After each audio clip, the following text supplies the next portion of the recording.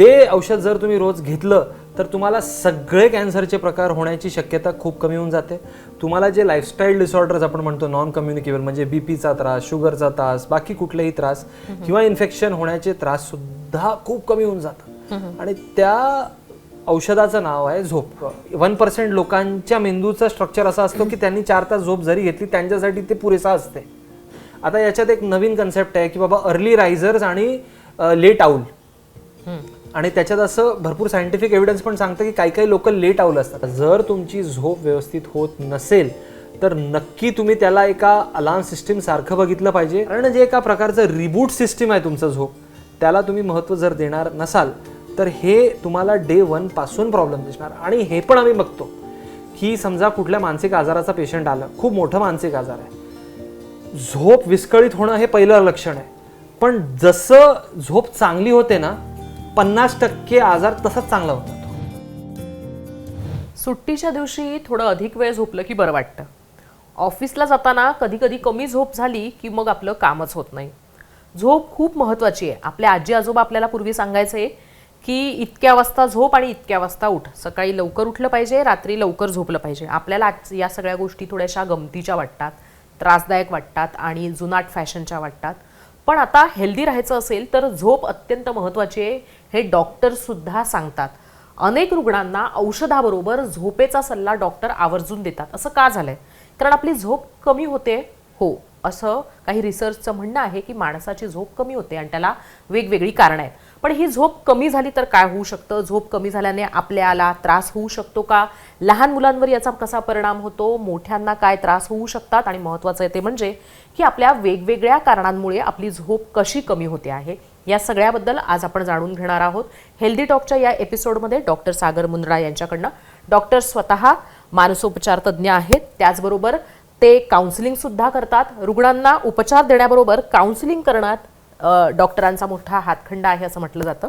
पण डॉक्टर, सगळ्यात आधी तुमच्याकडनंच सुरुवात करूयात. ते म्हणजे की काउन्सिलिंगचा एक भाग म्हणून तुम्ही झोपेचा वापर करता का? आणि झोप किती महत्त्वाची असते कुठल्याही प्रकारच्या व्यक्तीसाठी? खूप खूप खूप खूप खूप महत्त्वाची असते. मी तुम्हाला एक उदाहरण देतो. एकदा एक प्रसंग घडला होता जेव्हा एक सायंटिस्ट होते आणि त्या सायंटिस्टला भरपूर जर्नलिस्टच होते. तर ते विचारत होते की आजकाल इतके आजार वाढले आहे, आजकाल तुम्ही लाईफस्टाईलचे आजार म्हणा किंवा मग दुसरे कुठलेही आजार म्हणा, कॅन्सर म्हणा, इतके आजार वाढले. तर त्या सायंटिस्टला विचारलं की एक काहीतरी असं औषध आहे का की ते एक औषध घेतलं तर आपल्याला आजार होण्याची शक्यता कमी होऊन जाईल. तर त्यांनी म्हटलं होतं की हो, ते औषध तुमच्या सगळ्यांकडे फ्री ऑफ कॉस्ट अवेलेबल आहे. ते औषध जर तुम्ही रोज घेतलं तर तुम्हाला सगळे कॅन्सरचे प्रकार होण्याची शक्यता खूप कमी होऊन जाते. तुम्हाला जे लाईफस्टाईल डिसऑर्डर्स आपण म्हणतो नॉन कम्युनिकेबल, म्हणजे बीपीचा त्रास, शुगरचा त्रास, बाकी कुठलेही त्रास किंवा इन्फेक्शन होण्याचे त्रास सुद्धा खूप कमी होऊन जातात. आणि त्या औषधाचं नाव आहे झोप. अच्छा. तर इतकी जास्ती महत्त्वाची आहे झोप आणि ती फ्री ऑफ कॉस्ट तुम्हाला अवेलेबल आहे. समजा असं गृहीत धरा तुमच्याकडे खूप चांगला फोन आहे, तुमच्याकडे लेटेस्ट सॅमसंग म्हणा, ॲपल फोन म्हणा, जे कुठलं एकदम फ्लॅगशिप फोन आहे ते तुमच्याकडे अवेलेबल आहे. पण तुम्ही चार्जर जे आहे ना, ते तुम्ही चार्जर जाऊन लोकल मार्केटमधून 200 रुपयाचा चार्जर घेऊन आले. लाख रुपयाचा फोन आहे पण 200 रुपयाचा चार्जर आहे. ते व्यवस्थित चार्ज होणार नाही आणि मग तो फोन व्यवस्थित चालणार नाही. कितीही चांगली तुमची बॉडी असली, तुमची दिनचर्या किती चांगली असली, तुमचा चार्जर म्हणजे तुमची झोप नॅचरल चांगल्या क्वालिटीची असणं खूप गरजेचं आहे. नाही तर तुम्ही मग ॲपलचा फोन घ्या, म्हणजे तुमचा मेंदू मग ॲपलच्या लेवलचा असो की कुठल्याही लेवलचा असो, तुमचा मेंदू आणि तुमचा शरीर व्यवस्थित काम करणार नाही. तर एका प्रकारे आपण जर म्हटलं की चांगल्या आरोग्याचा ट्रायपॉड काय किंवा किल्ली काय, तर त्या ट्रायपॉड म्हणजे जे 3 भाग असतात त्याच्यामध्ये एक म्हणजे तुमचा आहार, एक म्हणजे तुम्ही एक्सरसाइज आणि एक म्हणजे झोप. इतकी महत्त्वाची आहे. एक असं म्हटलं जातं की आता बदलतं जे वातावरण आहे, म्हणजे हवामानात होणारे बदल असतील किंवा मग आसपास घडणाऱ्या गोष्टी असेल किंवा मग एकंदरीतच जे काही आपलं लाईफस्टाईल झालंय त्याच्यामुळे झोप कमी होते. तर हे खरोखर आहे का की लाईफस्टाईलमुळे आपली झोप कमी होते, बाजूच्या या वातावरणामुळे, हवामानामुळे कमी होते आहे, की ओव्हरऑलच आपण कमी झोपण्यावर भर देतोय, आपण झोपेला महत्त्व अधिक देत नाही आहोत? दोघांचा याच्यात समावेश आहे. दोघेही मुद्दे जे तुम्ही सांगितले अगदी योग्य आणि तितकेच रेलेव्हंट मुद्दे आहे. असंही होतंय की आपण त्याला तितकं महत्त्व देत नाही. झोपेचं जे इम्पॉर्टन्स आहे ते कुठे ना कुठे आपण आपल्या मेंदूमध्ये कमी करून घेतोय. ते खूप चुकीची गोष्ट आहे. आणि दुसरी गोष्ट, तुमच्या आजूबाजूचे जे परिसर आहे ते पण त्याच्यासाठी कारणीभूत आहे. अगोदरच्या काळात तुम्ही बघा, जेव्हा इलेक्ट्रिसिटी नव्हती, चला मी फक्त 100 वर्ष अगोदर जरी गेलो किंवा 50 वर्ष अगोदर गेलो, तेव्हा असं असायचं की जेव्हा जो सूर्यप्रकाश आहे तो कमी कमी कमी कमी व्हायचा, तो गेल्यानंतर तुम्हाला कळायचं की झोपेची वेळ आहे. आणि लाखो वर्षापासून जेव्हापासून आपण मनुष्य म्हणून जगतोय, आपली झोपेची पद्धत तशी आहे. म्हणजे आपल्या झोपेची जी पूर्ण क्लॉक आहे, त्याला मी म्हणतो बायोलॉजिकल क्लॉक, देवाने कशी तयार केली आहे. लाईट कमी कमी होत गेलं आणि लाईट गेलं की तुम्हाला झोप आली पाहिजे, ही नॅचरल सायकल आहे.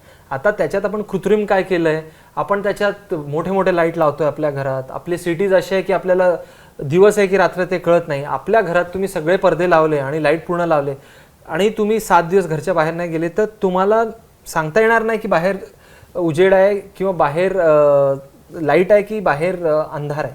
याच्यामुळे तुम्ही तुमच्या सायकलशी खेळताय. आपण आपल्या सायकलशी खेळतोय, बायोलॉजिकल क्लॉकशी खेळतोय.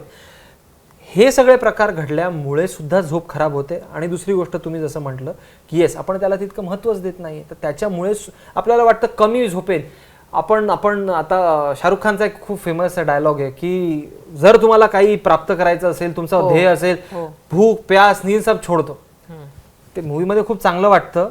आणि काही लोक, निम्मे लोक, 1% लोकांच्या मेंदूचं स्ट्रक्चर असं असतो की त्यांनी 4 तास झोप जरी घेतली त्यांच्यासाठी ते पुरेसा असते. तर तो जो म्हणतोय चूक नाही, त्याच्यासाठी कदाचित बरोबर आहे. पण 99% लोकांसाठी 7 ते 8 तास झोप हे एक वरदान आणि एक गुरुकिल्ली आणि सगळ्यात बेसिक गोष्ट आहे. ही जर तुम्ही नाही घेतली तर मग तुम्ही किती मोटिवेटेड असा, तुमच्याकडे किती साधन असले तरी तुम्ही तुमच्या ध्येयाला पूर्ण करू शकणार नाही. कारण तुमचा मोबाईलच चार्ज नाही झालं, तुम्ही त्याच्यात कुठला ॲप इन्स्टॉल करणार आहे. तर आणखीन एक महत्त्वाचा मुद्दा आहे, ते म्हणजे की कमी झोप याच्यामुळे मानसिक आजार होतात का, किंवा मग असाही प्रश्न असू शकतो ते म्हणजे की मानसिक आजार ज्यांना असतो त्यांना कमी झोप येते का? हो, दोघही गोष्ट याच्यात खरं आहे. तुम्हाला जर झोप कमी यायला लागली तर त्याच्यामुळे मानसिक आजारही होऊ शकतात. आणि जर तुम्हाला मानसिक आजार आहे तर त्याच्यामध्ये झोप कमी होणे हे खूपदा प्रथम लक्षण असतं. म्हणजे जर तुम्हाला मानसिक आजार होतोय, मग तो मोठा स्किझोफ्रेनियासारखा आजार असो, बायपोलर सारखा मोठा आजार असो, किंवा तुम्हाला डिप्रेशन सारखा आजार असो, एन्झायटीचा त्रास असो, भीती वाटण्याचा त्रास असो, तर त्याच्यात पहिलं सिम्पटम खूप पेशंट्समध्ये हे असतं की त्यांची झोप कमी होऊन जाते. त्यांची झोपेची जी क्वालिटी आहे ती कुठे ना कुठे कॉम्प्रोमाइज होऊन जाते. त्यांना चांगल्या क्वालिटीची मस्तपैकीची झोप वाटली पाहिजे, रिफ्रेशिंग झोप वाटली पाहिजे, ती राहत नाही. तर या गोष्टीला जर तुमची झोप व्यवस्थित होत नसेल तर नक्की तुम्ही त्याला एका अलार्म सिस्टीम सारखं बघितलं पाहिजे. कारण त्याच्यामुळे तुम्हाला दुसरे आजारही होणार, मानसिक आजार जो होतोय तो पण वाढणार आणि मानसिक आजाराचा तो पहिला लक्षण सुद्धा आहे. तर ही एकदम सिंपल स्क्रीनिंग टेस्ट आहे. झोप जर तुमची कमी होत असेल किंवा झोप जर तुमची विस्कळीत होत असेल, विस्कळीतमध्ये हेही असतं की कधी कधी खूप जास्ती पण होते, तर तुमचं मानसिक आरोग्य हे चांगलं नाहीये, हे शॉर्ट तुम्ही समजलं पाहिजे आणि तुम्ही त्याचं मग ट्रीटमेंट सुरू केलं पाहिजे. एक असा सुद्धा प्रश्न येते म्हणजे की लहान मुलं थकली की ती झोपतात. हो, पण मग समजा एखादं मुलं हे सारखंच झोपत असेल तर? मी तुम्हाला तेच सांगतोय की हे बघा, सगळ्यात अगोदर जसं जसं तुमचं वय जास्ती होत जातं ना, नॅचरली तुमची झोप कमी होत जाते. तर जे जन्माला आलेलं मूल असतं, 2 वर्षाचं मूल असतं, त्यांची नॅचरल झोप 12 तासापेक्षा जास्ती असते. पण जसं आपण मोठे होत जातो, आपली नॅचरल झोपेचा जो प्रमाण आहे तो हळूहळू कमी होतो. म्हणजे आपण समजा जेव्हा किशोरवयीन किंवा एक मिडल एजमध्ये येतो तर एक 8 तास झोप हे साधारणतः नॉर्मल असते. तेच आपण जेव्हा खूप वृद्ध परिस्थितीत जातो तर ते 8चे 7ही झाले किंवा 6.5ही झाले तरी काही लोकांना फ्रेश वाटतं. तर ते ओव्हरऑल हळूहळू कमी होत जाते. पण जर तुम्ही म्हणणार की आता 15 वर्षाचा मूल आहे आणि त्याची नॉर्मल झोप असली पाहिजे एक समजा 10 तास आणि तो 16 तास झोपतोय, तर ते चुकीचंच आहे. काहीतरी आजाराचं लक्षण आहे. ते कमी किंवा जास्ती झोप हे दोघंही तितकेच घातक आहे. प्रॉब्लेम असा होतो की अधिकांश लोकांना सध्याच्या परिस्थितीत निद्रा नाशचा प्रॉब्लेम आहे, त्यामुळे आपण त्याला जास्ती महत्त्व देतोय. पण अति झोप येणे हे पण डिप्रेशनचं लक्ष असू शकतो. अति झोप येणे हे पण असं लक्ष असू शकतो की बाबा तुमची जी झोप होते ती चांगल्या क्वालिटीची होत नाहीये, तुमचं मन तृप्त होत नाही, त्यामुळे परत परत तुमचा मेंदू सांगतो की अजून झोपून घे, अजून झोपून घे. तर झोपेचा रेंज जो आहे एक आपण म्हणूया 7 ते 9 तास, याच्यापेक्षा कमी किंवा याच्यापेक्षा जास्ती, हे दोघंही खतरेचे घंटी असं आपण समजलं पाहिजे. लहान मुलांच्या बाबतीत विशेषत्वानं हा प्रश्न आहे, ते म्हणजे की आजकाल आई वडिलांना वाटतं की आपल्या मुलाने दिवसभर काम केलं पाहिजे. तर आता वयोमानानुसार मूल किती काम करतं त्याच्यानुसार त्याची झोप ठरवली गेली पाहिजे, की त्याचं एक शेड्यूल असलं पाहिजे की त्याने 5, 6, 7 तासच झोपलं पाहिजे. म्हणजे आई वडील अनेकदा शाळेत, म्हणजे आत्ता काही वर्षांपूर्वी आपल्याला पाहिलं असेल की आपल्या शाळेंची वेळा ज्या आहेत त्या सकाळी असल्या नाही पाहिजेत, अर्ली मॉर्निंग असल्या नाही पाहिजेत, यासाठीचे प्रयत्न झाले होते. म्हणून हा प्रश्न येते म्हणजे की मुलांची झोप ही साधारण किती वयात किती असली पाहिजे, आणि दमलं मूल तर ते 8 तासापेक्षा 9 तासापेक्षा 10 तासापेक्षा झोपू शकतं का? म्हणजे मग ते 10, 12, 11, 13 अशा वयातलं मूल असलं तरी चालेल का? रोज जर असं प्रकार घडत असेल तर नाही चालणार. आठवड्यातून एकदा दोनदा घडत असेल की एखाद्या दिवशी आपण जास्ती थकलो आहोत तेव्हा जास्ती झोपत आहोत, बिलकुल चालणार. दुसरी गोष्ट तुम्ही जे विचारतायत की बाबा असं त्यांचं एक प्रयत्न सुरू होतं की मुलांची झोप चांगली झाली पाहिजे त्यामुळे सकाळी शाळा नाही ठेवायची, हे पूर्ण प्रकारे सायंटिफिक गोष्ट नाही आहे. अच्छा. आपल्याला कुठलीही गोष्ट नॅचरल कशी आहे हे जर बघायचं असेल ना, तर आपल्याला सगळे जे आपले टेक्नॉलॉजी किंवा मॉडर्न लाईफस्टाईल जे काही आहे त्याला जर आपण बाजूला केलं आणि आपली आजी कशी जगायची ते आपण जाऊन बघितलं तर आपल्याला कळेल की नॅचरली आपल्यासाठी चांगलं काय, जे लाखो वर्षापासून आपल्यासाठी चांगलं आहे ते आहे लवकर उठा लवकर झोपा.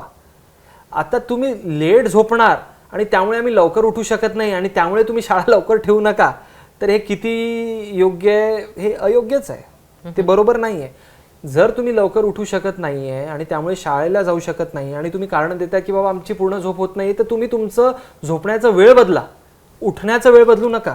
कारण जेव्हा तुम्ही सकाळी 6ला, एक सोपं गणित लक्षात ठेवा की जितकं तुम्ही उठण्याचा वेळ तुमचं सूर्योदयाशी लिंक्ड राहील तेव्हा तुमचे सगळे नॅचरल सायकल्स, म्हणजे तुम्हाला एनर्जी नॅचरली देणारी जी सायकल असते, तुम्हाला फ्रेश ठेवणारी जी नॅचरल सायकल असते, ते सगळे तुमच्या मेंदू आणि तुमच्या शरीरातले रसायन फुल लेवलला असतात. ते जर तुम्ही झोपण्यात काढणार, तुम्ही म्हणणार की बाबा मी 11 वाजता उठणार आणि मग मी रात्री 2ला झोपणार, मी 9 तास झोप घेतोय ना, मग काय चूक आहे त्याच्यात?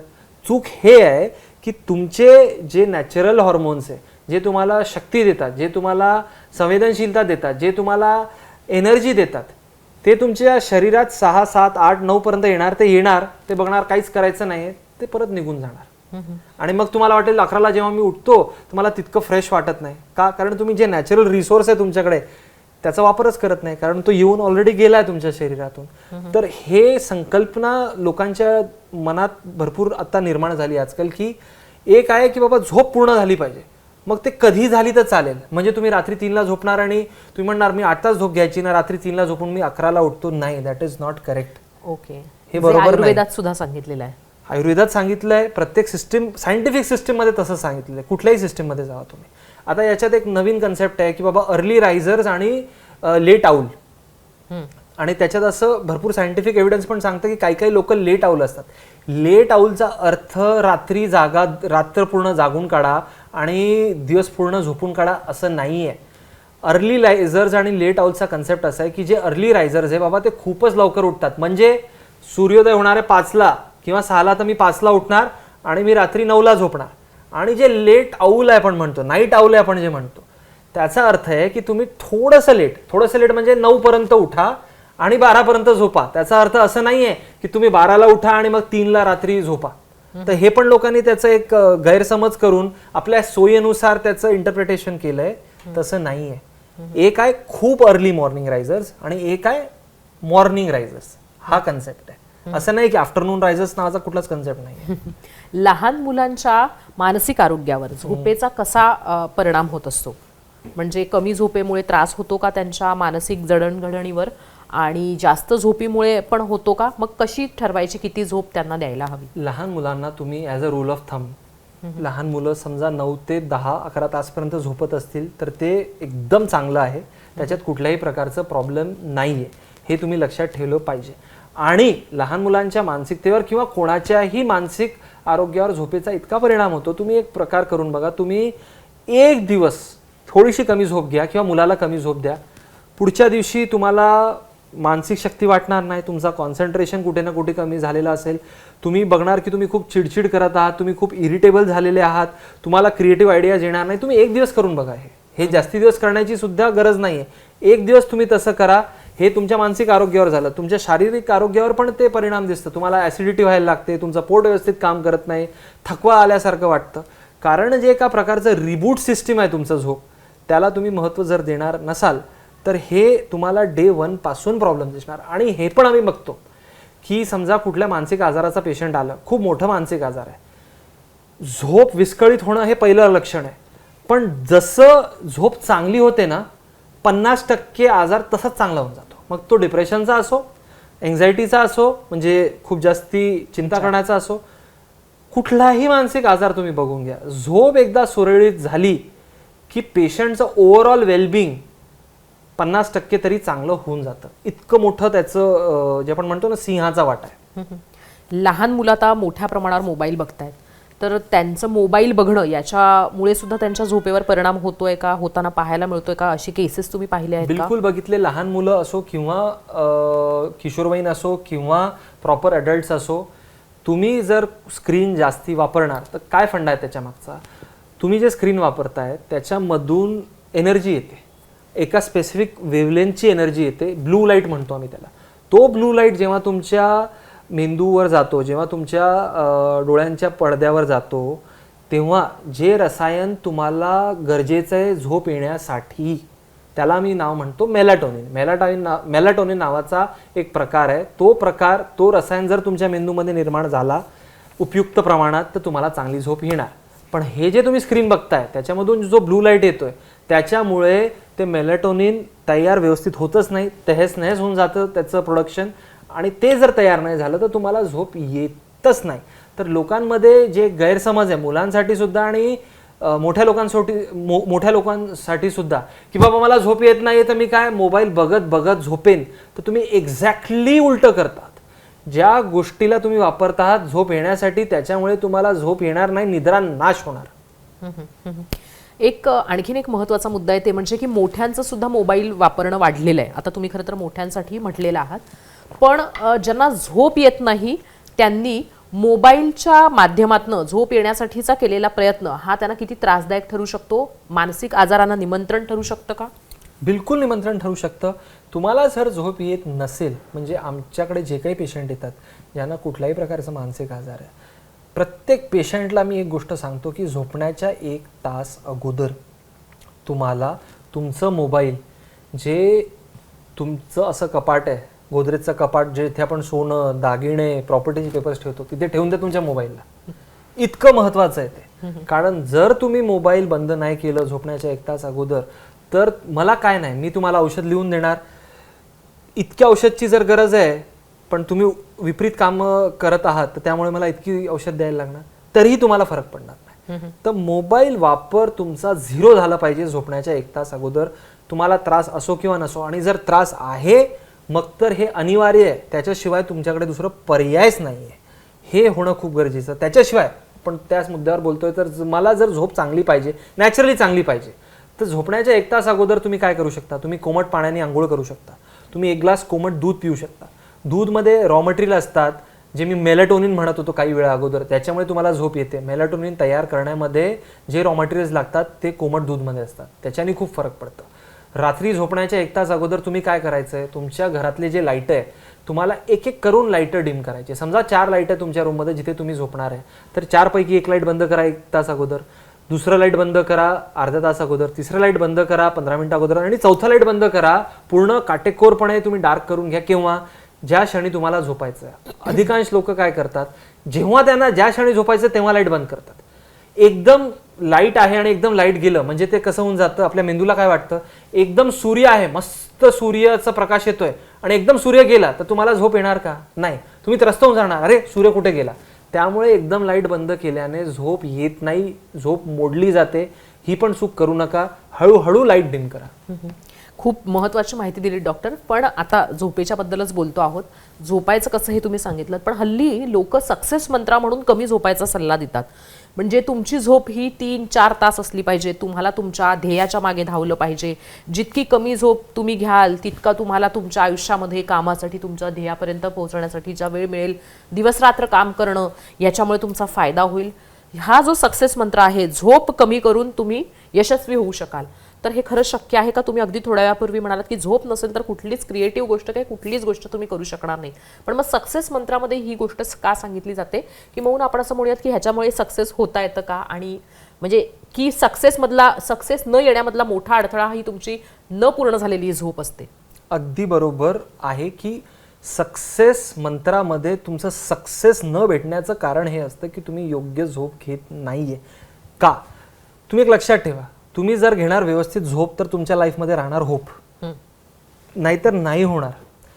तुम्ही जर असं म्हणणार की बाबा मी 4 तासच झोपणार, मी 2 तासच झोपणार आणि तो वेळ मी माझ्या सक्सेससाठी करणार, तर ते वर्क नाही करत. का नाही करत?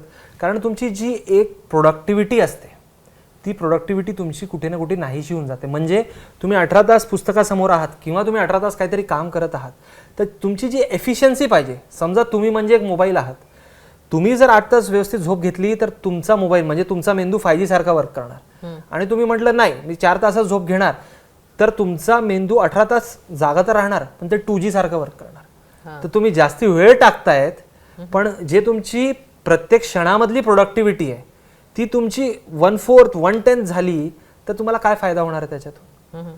काहीच फायदा होत नाही त्याच्यामधून.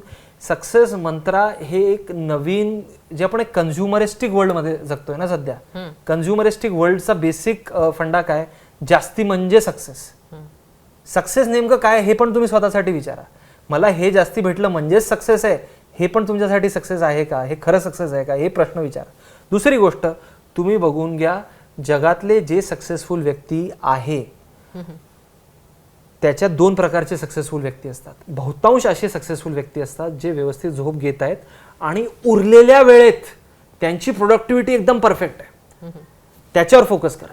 आणि जे मोजके 1% सक्सेसफुल व्यक्ती आहे, सक्सेसफुल व्यक्तींमध्येही जे 1% आहे ज्यांची मुळात मेंदूची रचना वेगळी आहे, त्यांना फक्त 4 तास झोप त्यांच्या मेंदूसाठी पुरेसं आहे, ते त्यांच्यापुरतं सीमित आहे. ते तुम्ही स्वतःवर अप्लाय करू नका. 99.9% लोकांसाठी 6 ते 8 तास झोप गरजेची आहे. तेव्हाच त्यांची प्रोडक्टिव्हिटी राहणार, तेव्हाच त्यांच्या मेंदूमधले कनेक्शन व्यवस्थित काम करणार, तेव्हाच त्यांना कुठली क्रिएटिव्ह गोष्ट लक्षात येणार, तेव्हाच त्यांना अटेन्शन स्पॅन चांगलं राहणार, तेव्हाच त्यांचं जे तर्कशील बुद्धी आहे ती विवेकी बुद्धी आहे ती चालणार. नाहीतर फक्त तुम्ही पुस्तकासमोर, नाहीतर तुम्ही तुमच्या कामात वेळ जास्ती देणार, पण ते क्वालिटी वेळ नसून फक्त क्वांटिटी वेळ असेल आणि तुमची प्रोडक्टिव्हिटी 5Gच्या ठिकाणी 2G झालेली असेल. एक आणखीन प्रश्न आहे तो म्हणजे की हल्ली लोक झोप येण्यासाठी झोपेच्या गोळ्या घेतात. काही जण तर म्हणजे मार्केटमध्ये सध्या अशा झोपेच्या गोळ्या मिळतात, प्रिस्क्रिप्शन नसल्या सुद्धा घेतल्या जातात, किंवा लोकांना माहिती असतं की कशामुळे झोप येते. तर अशी औषधं घेणं किंवा झोपेच्या गोळ्या घेणं आणि येणारी झोप ही योग्य आहे का, की ह्याच्यामुळे पुढे भविष्यात आपल्याला त्रास होऊ शकतात आणि कशा पद्धतीचे त्रास होऊ शकतात? सगळ्यात अगोदर आपल्याला समजा झोप येत नसेल आणि तुम्ही सगळे नॅचरल प्रयत्न केले असतील तर आम्ही हेच सांगतो की तुम्हाला फक्त निद्रानाशाचा प्रॉब्लेम आहे, तुम्ही किमान काही दिवस तरी विदाऊट औषध प्रयत्न केलं पाहिजे नॅचरल प्रकारे.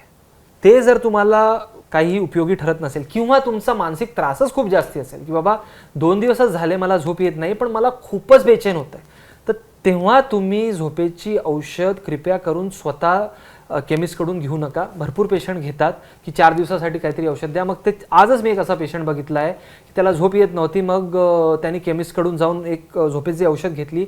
आता तो 6 महिन्यापासून तेच औषध घेतोय. आता तो माझ्याकडे काय येतोय, मला ती औषध सोडायची.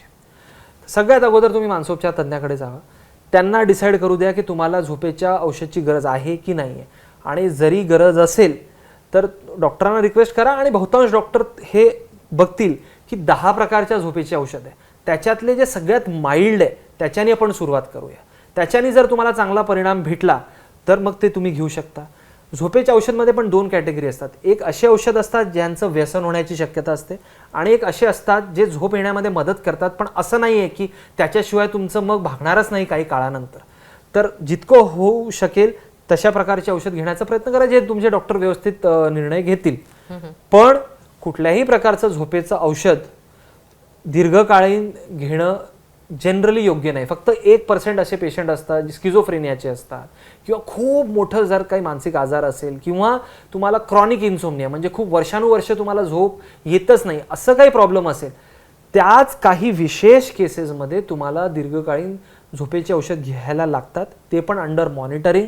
ते पण मनाने आता मला 0.5 नी फरक पडत नाही तर मी 1 करतो, 1 ने फरक पडत नाही तर 2 मिलीग्रॅम करतो, हे न करता केलं पाहिजे. नाहीतर लॉंग टर्ममध्ये झोपेचे औषध घेणं हे तुमच्यासाठी अनसुपरवाइज घेणं हे तुमच्यासाठी खूप हानिकारक होऊ शकतं. तर डॉक्टरांनी आपल्याला झोप आणि झोपेचं महत्त्व सांगितलेलं आहे आणि यातली एक महत्त्वाची गोष्ट त्यांनी सांगितली ते म्हणजे की जितकी योग्य नॅचरल पद्धतीने तुम्ही झोप घ्याल तेवढीच तुमची प्रोडक्टिव्हिटी चांगली राहील, तेवढंच तुमचं आरोग्य राहील. आणि डॉक्टरांनी एक महत्त्वाचा मुद्दा सांगितलाय ते म्हणजे की कुठल्याही आजाराला जर बळी पडायचं नसेल, किंबहुना आजारांपासून दूर राहायचं असेल आणि आजारातनं बरंही व्हायचं असेल तर झोप हे एक पहिलं आणि उत्तम औषध आहे असं सुद्धा डॉक्टरांनी सांगितलंय. आणि जसं त्यांनी म्हटलंय त्याप्रमाणे आणि आयुर्वेदात म्हटलेलं आहे, आपले आजी आजोबा आपल्याला सांगायचं त्याप्रमाणे, लवकर झोपी जा आणि सकाळी लवकर उठा तर तुमच्या शरीरामध्ये नैसर्गिक पद्धतीनं एनर्जी जनरेट होऊन तुम्हाला त्याचे फायदे मिळू शकतात तुमच्या कामात, तुमच्या जगण्यात, तुमच्या आरोग्यात आणि एकंदरीतच तुमच्या आयुष्याच्या यशात. त्यामुळे झोप महत्त्वाची आहे. अगदी सक्सेसफुल व्हायचं असेल तरी सुद्धा ही झोप महत्त्वाची आहे. तुम्हाला आजचा हा एपिसोड कसा वाटला हे कमेंट बॉक्समधून नक्की कळवा.